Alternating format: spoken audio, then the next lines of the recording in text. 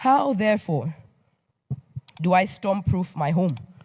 How do I storm-proof my marriage? So that when the tornado of life tries to hit me, I will stand in the midst of the storm. The first thing that you must do to storm-proof your marriage is to have a designated safe place to shelter in place. When the storm comes, you cannot begin to figure out where is the safest place in my house to hide. When the storm comes, you cannot begin to try to think, because at that point, many a times, your thinking is kind of suspended. You can't begin trying to figure out, where do I need to hide? Where is the safest spot in my house? Before the storm comes, it has to be designated. Before the storm arises, it has to be assigned. Where are we going to run to when the storm comes? Not if, but when. Jesus didn't say if you pass through the waters. He said when. He didn't say if you go through the storms. He says when. So it is going to come. But you shouldn't be scared that it's going to come. Because how do you grow to the next class without passing the test of the previous class? Storms should excite you. Tests should excite you. Because when you are prepared for a test, you walk differently into that test. When you're prepared for an exam, your confidence shows. That's the confidence that you should have. When you are well prepared, I'm not scared that storms will come because I know they will. I'm excited.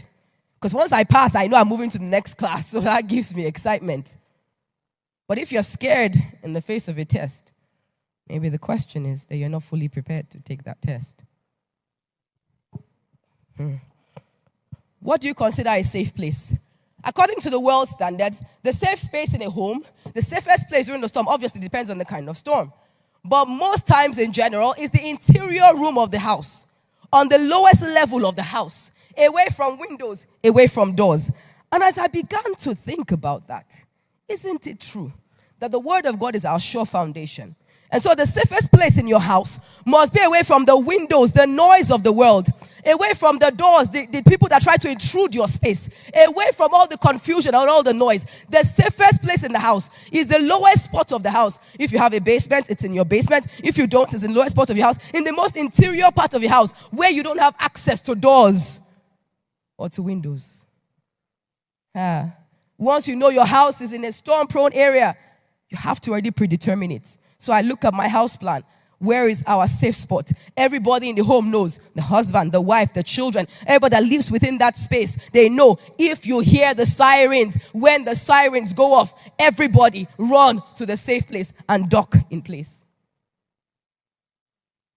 So it means that this safe place should not only be known by you, but by whoever else is in that house with you. Everybody in the home needs to be aware of where our safe place is. And as a believer, next slide, your safe place has to be the Word of God. The Word of God has been tried in the fire 7 times. The Word of God did not consult with the noise and the happenings of culture to determine what He was going to say. The Word of God stands sure. The Word of God is the foundation. So it's the safest place. It is the lowest point in the house. It's the space away from windows and away from doors. And that's why I always say in every class that the Word of God must be the standard of your life. Literally, the Word of God should determine the safe spot of every aspect of your life, including your marriage. So before you get in, before you move into the house, before you take the keys and begin to live there, you and your spouse must be determined that when the storm comes, the only place we turn to is the Word. That should be your foundation. That should be your safe place.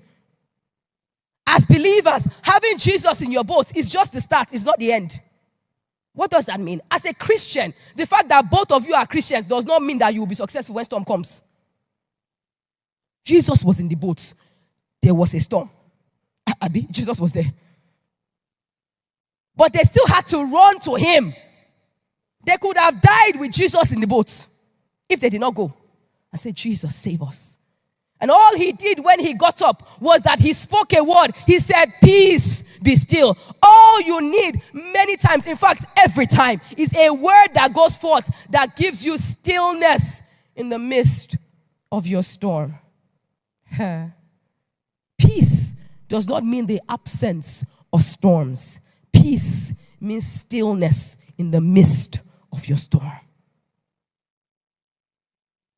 Having Jesus being invited to your wedding is a good place to start, but it's not the end. Jesus was there, and yet wine was finished. Jesus was there. There was wine in the beginning, but after a while, wine went out. Starting well doesn't equal finishing well. Jesus was there, but yet there was no wine. Thank God for that wisdom that Mary gave. She said, whatever he tells you to do, that's back to the word. Do it.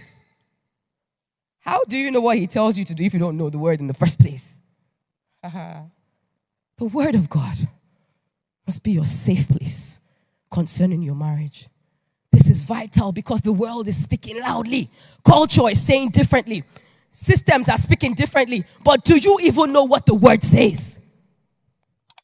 Because if you don't, then what are you standing on?